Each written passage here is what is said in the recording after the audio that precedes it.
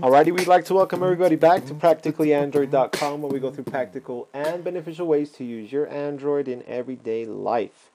So today I'm going to show you something that's really useful, and that is creating desktop shortcuts for your contacts. I love my Android for so many reasons, and one of them is I can do whatever I want with my desktop. It doesn't just have to be filled with apps that I may or may not use. So one, I can do whatever I want to make it look nice, and I can put stuff on there that is really functional and useful. For example, if you constantly call someone or text someone or need to email someone, for example, my wife, I call her and text her all the time. It's kind of annoying to have to go into the app, into the dialer app, and pull up her. There's favorites, but it's just that many more steps. Go into the dialer, go into the favorites, look for that person, and call them. The same goes for texting.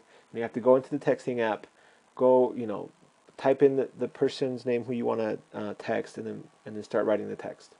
A lot of steps, unnecessary, especially if you know about desktop shortcuts for your contacts. And I'll show you how that works. It's really easy. So the first step is you long hold anywhere where there's an open space on your desktop, like so, and you're going to tap on shortcuts. And it's going to give you a list of all the shortcuts that are available, more than just the regular contacts. And I invite you to go through these, but for today, just the contacts. So tap on that, and then it's going to give you a list of all your contacts. Now, all these unknown are my Google Plus friends. And look at this one here. That's Mark Zuckerberg. I thought it was hilarious that he was on Google Plus and I had to follow him. So we're going to use him for our example today. So I'm going to tap on his name, and boom! If you notice here, it put a shortcut on my desktop. Now notice that it's just this generic square. It doesn't have a name. I have my phone set up so it doesn't show labels because I just think that looks better. And I have a way to differentiate. I mean, I'm using a desktop replacement app where I can just change the icon to look like something else.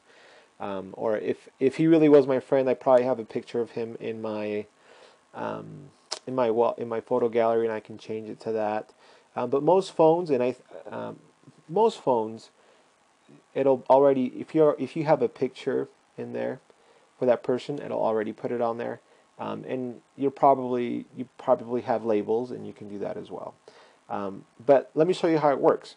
When you tap it, it's going to give you an option for every piece of information that is in that contact. So for example, right now it's just giving me details and Dolphin browser, which is the browser I use. Because let me show you on the details. The only thing I have in there for him is his Google Plus profile. So what happens if you add things to it? I'm going to show you.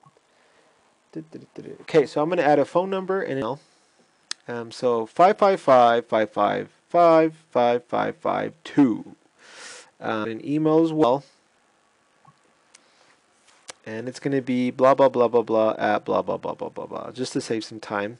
And I'm actually also going to add his home address, which is going to be, I'm just going to make this up just for sake of time again. And I'm going to save all that. Now I'm going to go back to my desktop and tap on that contact. And look, now I can call or text. I can see his, see the details. I can email him, and I can map his address, and also go into his Google Plus profile. So pretty neat. So the way that works, again, just to recap, for every piece of information that you have in that contact, it'll give you just a quick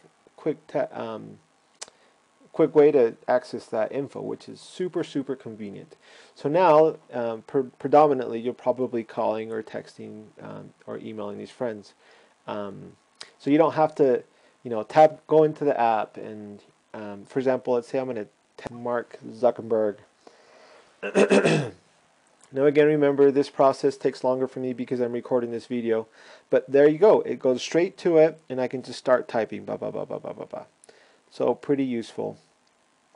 Now let's see. Before I end here, just kind of show you. This is kind of a segue into the next video I'm going to do, which is changing your icons to whatever you want. And we're going to change Mark Zuckerberg's desktop shortcut to a dice, because you never know what's going to happen with Facebook. Sometimes good changes, sometimes bad. I bet we can all agree. But anyway, that's it. That's kind of how you do desktop shortcuts for your contacts. Very nice, very useful. If you have any questions, feel free to drop them off at staff@practicallyandroid.com.